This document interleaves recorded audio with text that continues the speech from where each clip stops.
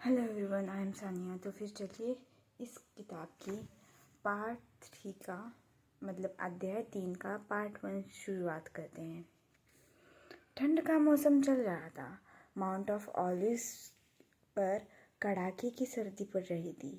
यरूशलेम के मंदिर की तरफ से हवा में धुएं, धूप और जलते हुए मांस की बू आ रही थी।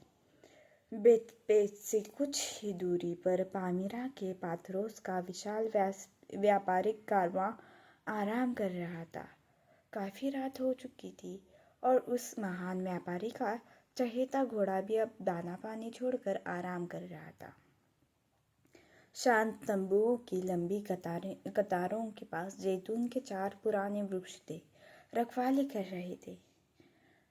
2 संतरियों को छोड़कर पूरे कैंप में केवल एक जगह ही हलचल हो रही थी, वो पैथरोस के बड़े तंबू में।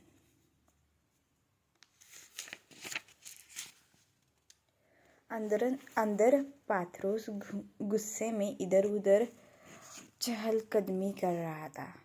बीच में उसके चेहरे पर भुकुटी तन जाती थी और वह उस किशोर की तरफ देखकर अपना सिर हिलाता था जो तंबू के दरवाजे के पास समा हुआ खड़ा था। आखिरकार उसने अपने बीमार शरीर को गलीचे पर बैठ जाने दिया और किशोर को अपने पास आने का इशारा किया। हाफिज, मैंने तुम्हें अपने बच्चे की तरह माना है।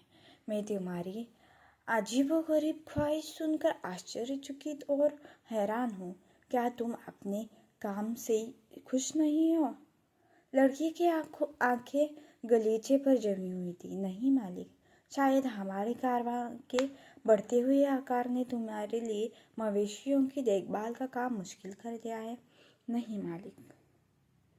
तो एक बार फिर कहो कि तुम क्या चाहते हो और साफ साफ कहो कि इस अजीबोगरीब ख्वाहिश के पीछे तुम्हें क्या कारण या तर्क है।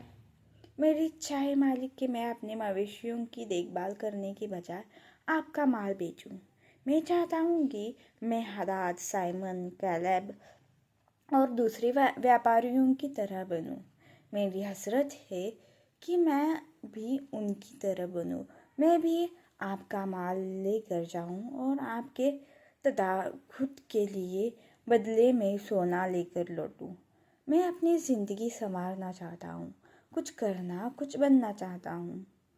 एक मवेशी पालक के रूप में मेरी हैसियत ही क्या है, परंतु अगर आपका सेल्समैन बन जाऊं तो मैं ढेर सारी दौलत शोहरत कमा सकता हूँ। तुम्हारे मन में यह विचार आया कैसे?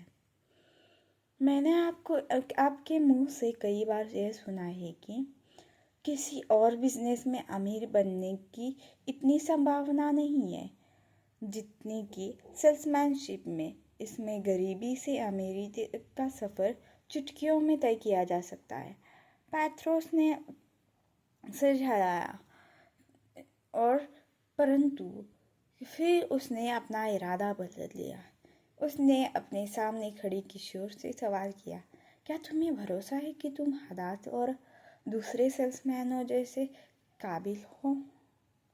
हाफिज ने बूढ़े आदमी की तरफ एक फट देखा और देखते हुए जवाब दिया, कई बार मैंने कैलेब को आपके सामने अपना दुखड़ा रोते हुए सुना है कि उसकी बदकिस्मती के कारण उसका माल कम बिका हो, और मैंने बदले में आपको यह कहते सुना है कि अगर कोई आदमी सेल्समैनशिप के सिद्धांत और नियम सीख ले, उन्हें अपने जीवन में उतार ले, तो कोई भी आपके गोदाम का पूरा माल कुछ ही समय में बेच सकता है।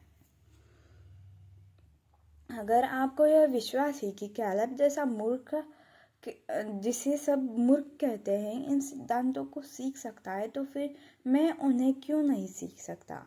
अगर तुम इन सिद्धांतों को अपना लो तो जीवन में तुम्हारा क्या लक्ष्य होगा? हाफिज थोड़ा झिझका। सारी दुनिया यह कहती है कि आप महान सेल्समैन हो।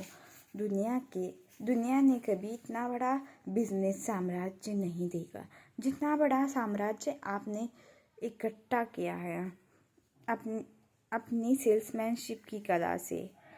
मेरा सपना है कि मैं आपसे भी बड़ा बिजनेसमैन बनूं, सेल्समैन बनूं, दुनिया का सबसे महान सेल्समैन, दुनिया का सबसे अमीर आदमी।